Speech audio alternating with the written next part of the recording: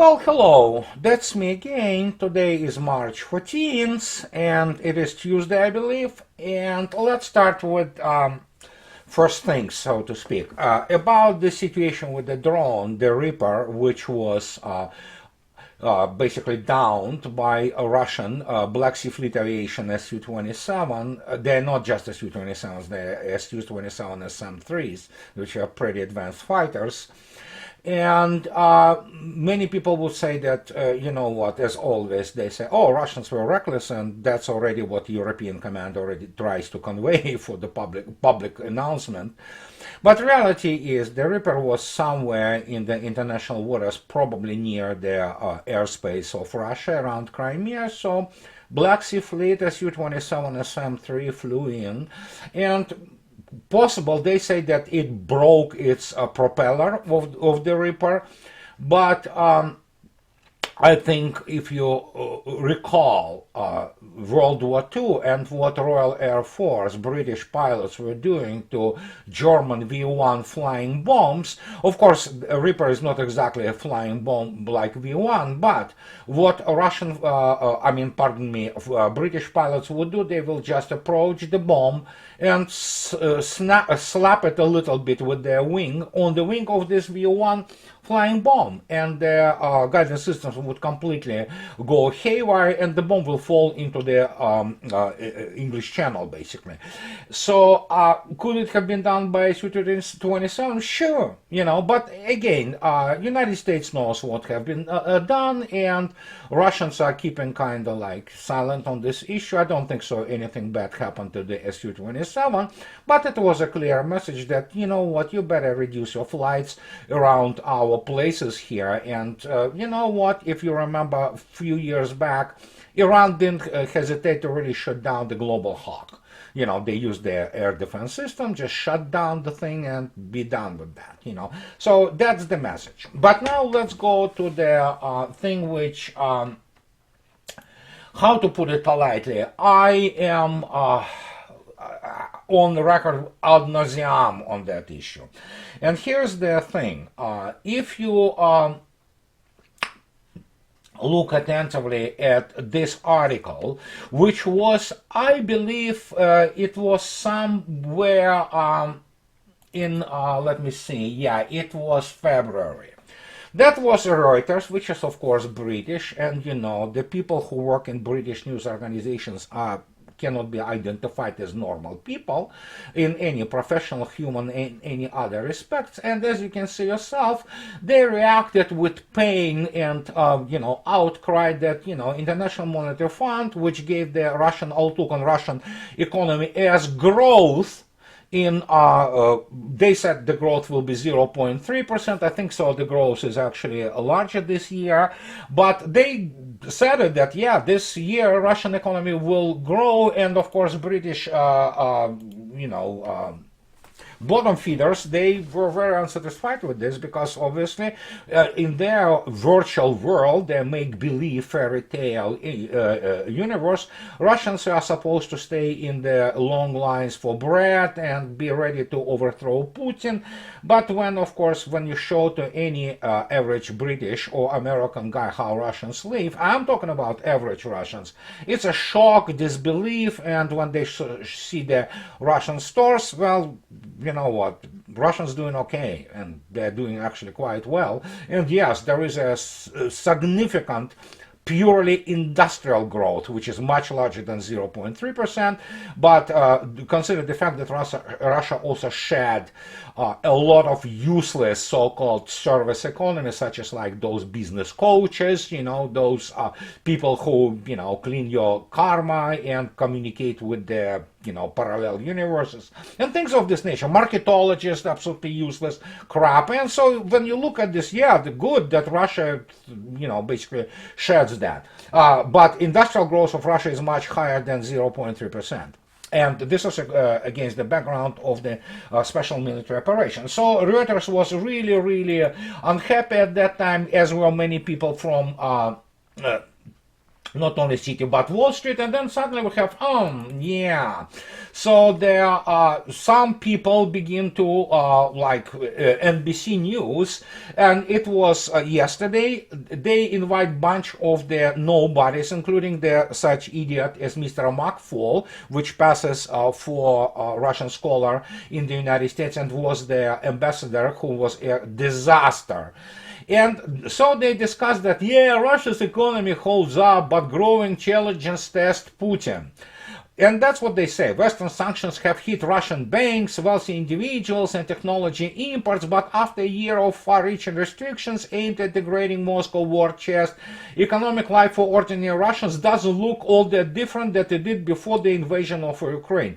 Well, at least they begin to acknowledge it. And fact is, I can tell you even more, and especially even when you have people like with the intellectual level of the snail who admit this, that basically, how to say it, especially against the background of the bank story, which is happening right now as I speak to you in the United States, which is probably the beginning of repetition, or maybe even something else altogether, of the financial crisis, which was inevitable.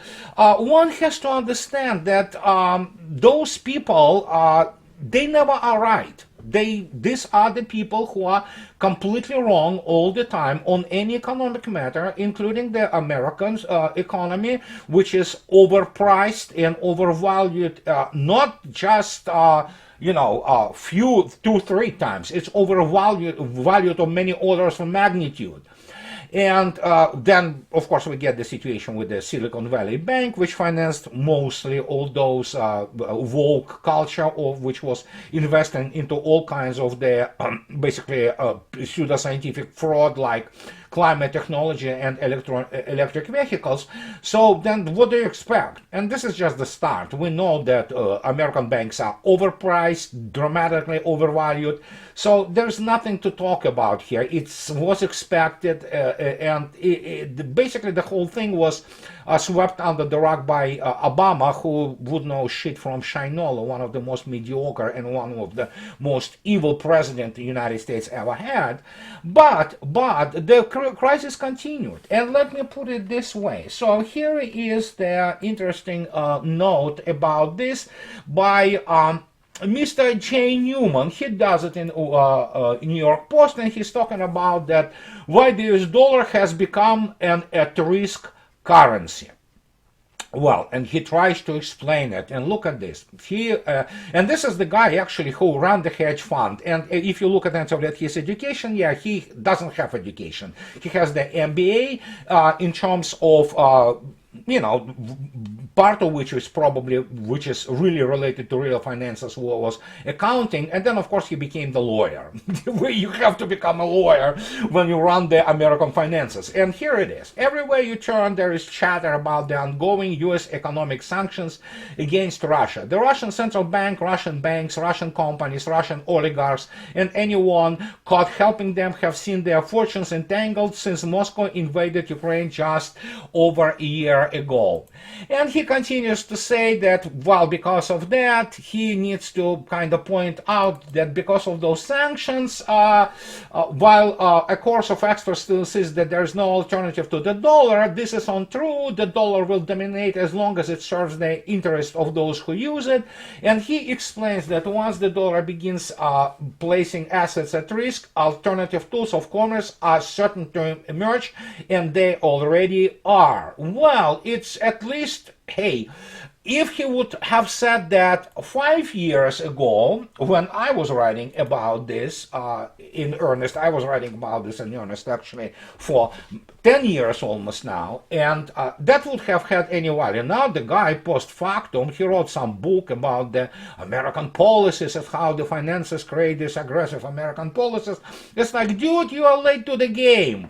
You are really, really late to the game. No matter what you write, and no matter how many trillions or quadrillions, whatever you run in your hedge fund, you have been still part of the system which is incapable to fix itself because it is run by people who are ignorant. They know only how to move money, and it's completely oriented not on the real economy. It's completely oriented on making money, making profits. And that is why when you have people, which is primarily all Wall Street and all those financial organizations which brought us yet another iteration of the economic crisis in the United States, they have no clue about real industry, they have no clue about real economy. But who did? Well, let me put it this way. And while this guy, whatever his name, he wrote this book, you can look it up. I mean, it's yet another piece of about how American money create American imperialism. We can go back to 1972 and one of the most important and genius American economists, who is Michael Hudson. And he wrote in first edition of his book called Super Imperialism, the Economic Strategy of the American Empire, which saw the light in 1971. Since then, the book was reissued, and it remains one of the most fundamental works on the modern economy, modern finance, and American geopolitics. And it is tied beautifully because obviously the man is absolute, well, I'm not afraid to using this term, a genius. And but of course, he's very dangerous genius for all people like the other one guy, who only now begin to kind of scratch their head and understand that they basically were sitting on primarily paper junk. And here comes this issue that while they were sanctioning Russia, Russia was actually getting stronger economically because of that, actually. And this is the whole separate issue. But just yesterday, Mr. Drabinin, who is the deputy foreign minister of Russia, spoke about this, and he stated exactly this, that the American dollar blew its own trust, and it also, this blowing the trust into the American dollar is conducive to the acceleration of the process of its demonopolization as the main mean of the international payments and investments. And he stated this very clearly: dollar is nothing more than the trust-based paper. There is nothing behind dollar left anymore. No matter how they try to put it together, in terms of some fake GDP, which is America is dwarfed economically by China, and Russia is actually huge economically. And when you begin to look at it, America will end up actually at some point of time being third, fourth economy in the world, actually.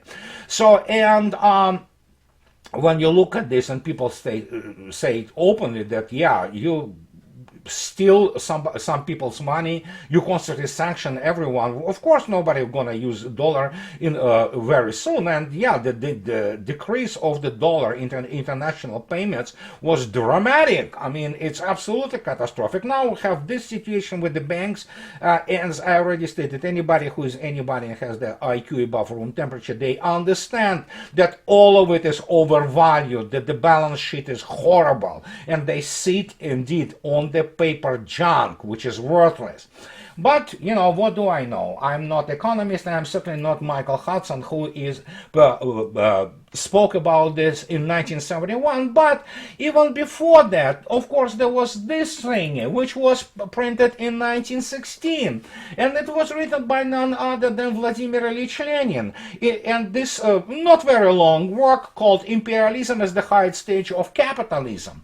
And already there in 1916, Vladimir Ilyich Lenin, who became later the leader of Russian October Revolution, he wrote and he pointed out 5 fundamental issues of the America, or just any kind of imperialism.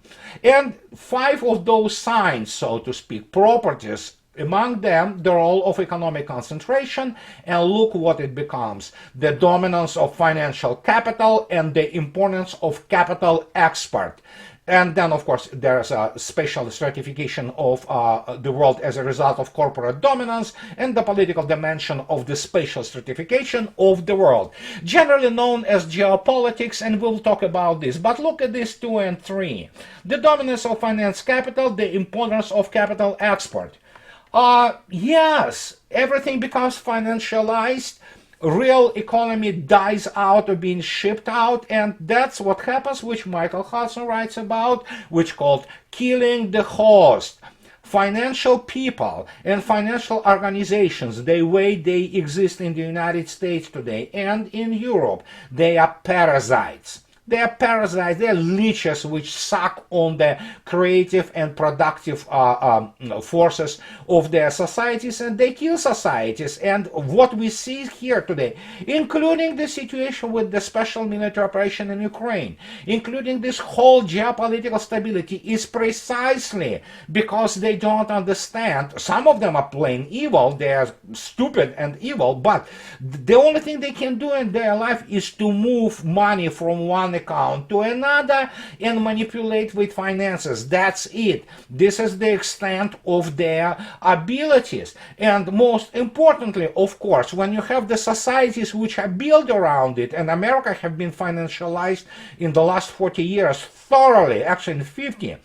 And when you look at this and you begin to look, you begin to understand that that's why they don't know shit from Shinola. They literally are that stupid. They don't know, they don't have any skills. And yeah, and as this Silicon Valley Bank showed, they were investing in all kind of crap, which is politically correct and it's ideology-driven shysterism, basically. That's what it is. But what do I know?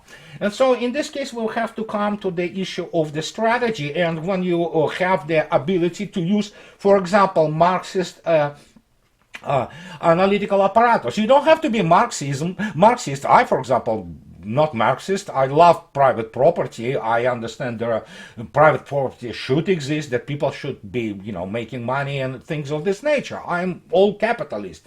But obviously, Marxist analytical apparatus is excellent. It's the best analytical tool you can possibly find anywhere out there. That is why I don't read Wall Street Journal, for example, and I don't follow the Wall Street and markets, because it's absolutely useless crap. It's just basically vapor. And here it is.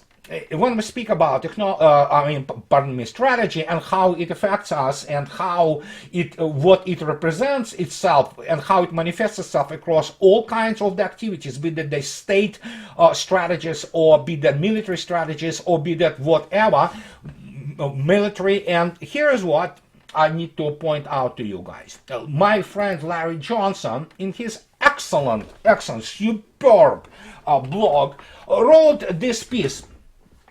It's called It Ain't Stalingrad, It Ain't Verdun, It Is Bakhmut. And that's what he writes here, beautifully. A favorite pastime of armchair generals is to look to history to find an explanation that puts a current battle into context. That is being done with the battle underway in Bakhmut. My belief is simple. History is irrelevant to what is going on in Bakhmut. The battle in Bakhmut will be decided by the country that has the best logistics, the most troops, the most firepower, and the best leaders. He nails it. His response was to this article, to otherwise not a bad man in the sense of trying to make sense of it. I mean, he doesn't know much about Russia, but it is about Lieutenant Colonel Davis, who wrote his piece in this bizarre-looking resource, which called 1945, whatever that means, I don't know. But look at this. He tries to draw the parallels, historic parallels, again, in the case where you cannot do that. And look how his article is called. 1943 Stalingrad versus 2023 Bakhmut, a decisive battle that decides the Ukraine war.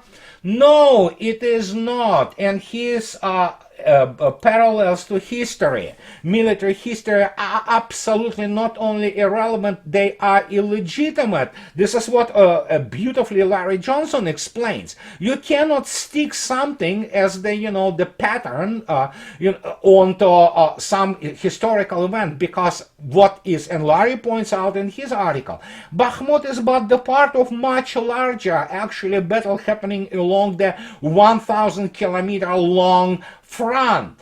And many people still don't understand. There is a very serious Kupiansk operations ongoing now, and Bakhmut just basically attracted everybody's attention because of the propaganda and bullshit which the American and Western media started to spread out, sucking on the fat teeth of the Ukrainian propaganda, and then suddenly they recognize they need to cover it. But in reality, Bakhmut is controlled, half of it is controlled by Russians, and there is, some people say it's 20,000.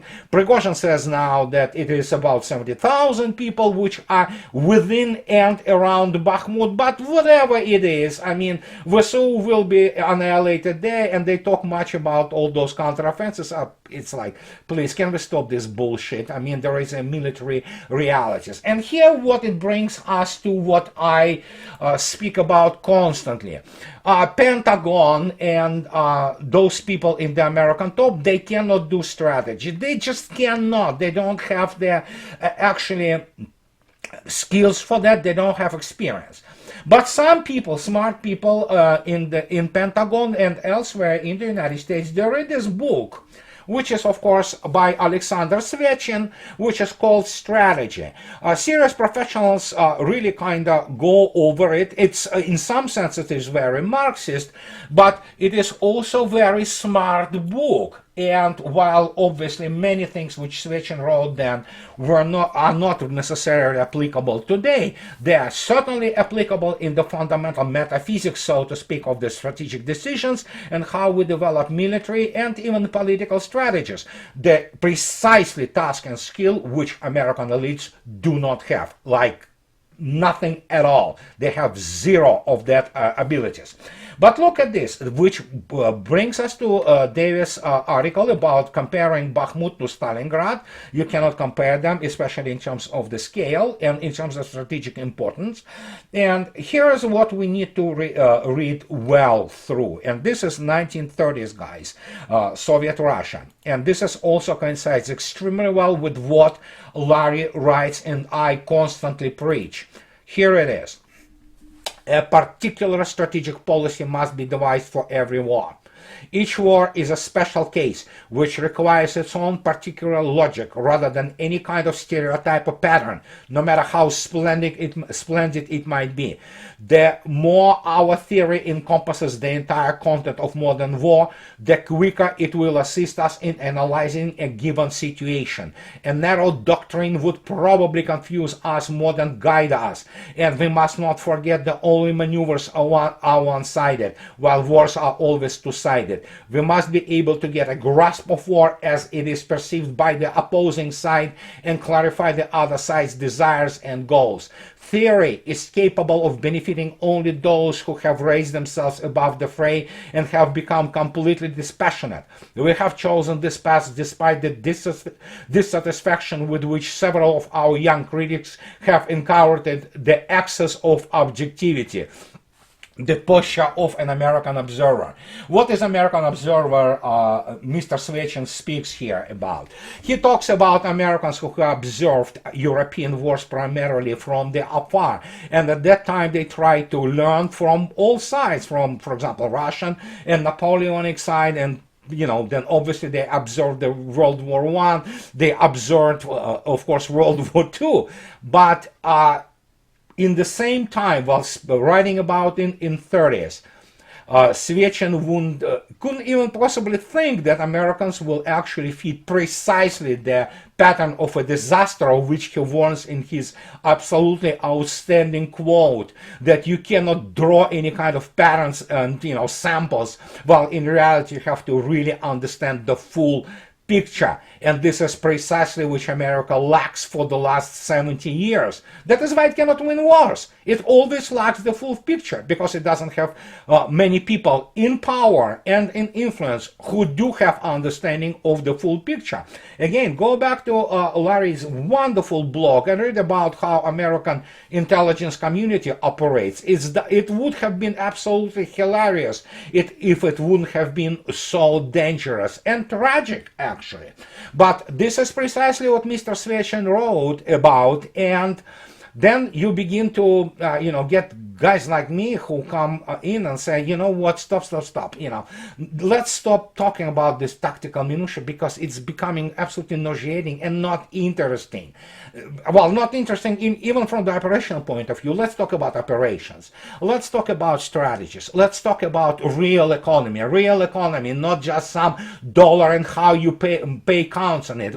People just sit there now in the Wall Street and they are taking in the same as this guy who wrote this piece in New York Post, where he said has to take in the fact that Russians and Indians, for example, they pay now for everything, including for their oil trade and gas trade, in rupees and rubles. India increasingly begins to pay in rubles. The same goes with China. And then you have now the situation with the China, Saudi Arabia paying in dirhams and yuans. And it's like, yeah. So it wasn't as difficult as you might think when you have a real value which backs you up.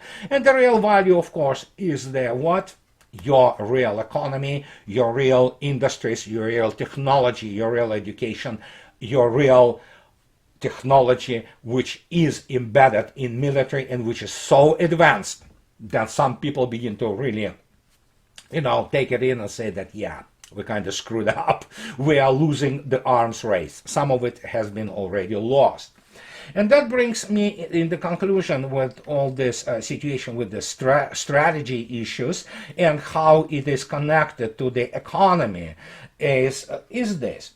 Now we have the Bloomberg. And again, listen, they really need to teach those idiots who write this crap the basics of the geopolitics. I know it's a waste of time, and Bloomberg is basically the same, BS spewer and the fake news promoter, but here it is.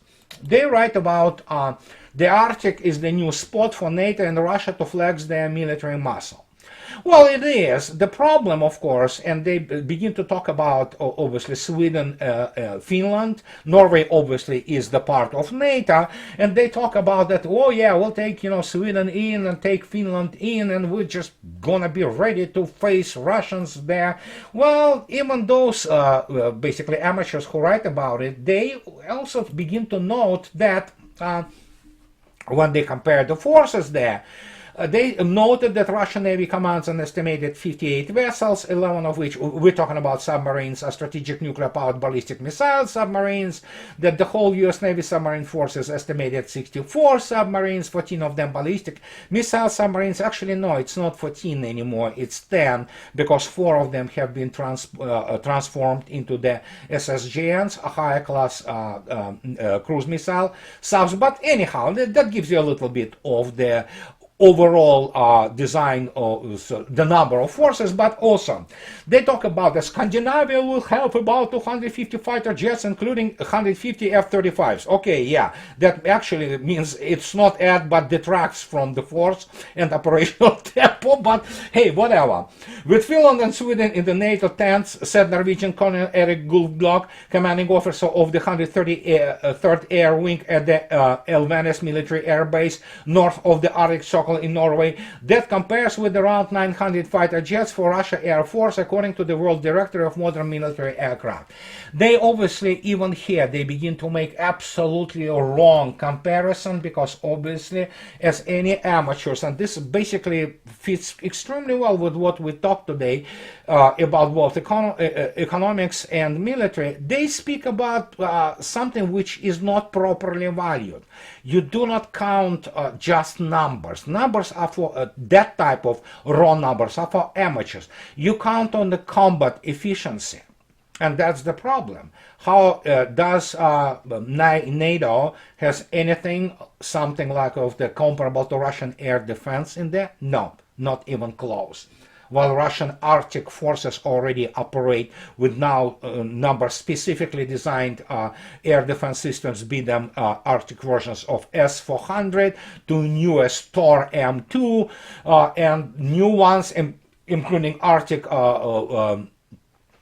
versions of Panzers, and you can look it up, and it's all available even on YouTube. And of course, there comes this other thing, which United States and Scandinavia combined, NATO combined, are not even in the same league in terms of the Arctic icebreaker fleet. I mean, it's so not fair that you cannot even seriously consider them as anything other than not competitive in this field. And they will not be able to close this gap any time soon. United States doesn't have experience of building serious icebreakers, let alone nuclear icebreakers. The same goes for Sweden, Norway, or Finland. They can build diesel-electric icebreaker or two, but that's about it. And when you begin to look at it, so the question is not that they will flex muscles. It is Russia only who flexes her muscles there and actually increases her Arctic grouping, which will grow also with including the addition of the air defense and air assets. And it's not the NATO doesn't even register there as a serious force. Of course, they will try, though. It doesn't mean that Russia is not going to be ready. Russia is already now, but down the road, well, let them try. And especially when you look attentively at what is going on right now, economically, both in the United States and Europe, you have to ask the question, how you guys are going to finance this?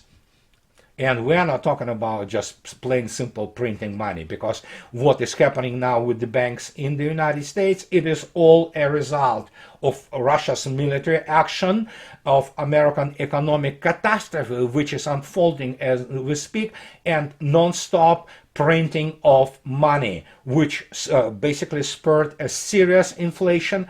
And they basically in the catch-22 now in the Federal Reserve, because they cannot do either thing without completely destroying the system. But hey, what do I know? So this is my talk for you guys today. So, and as always, those who like what I do, please subscribe to my channel, support me on Patreon, or buy me a coffee too. And have a nice rest of the week, guys. And I'll be talking to you soon enough. Thank you for your attention. Bye-bye.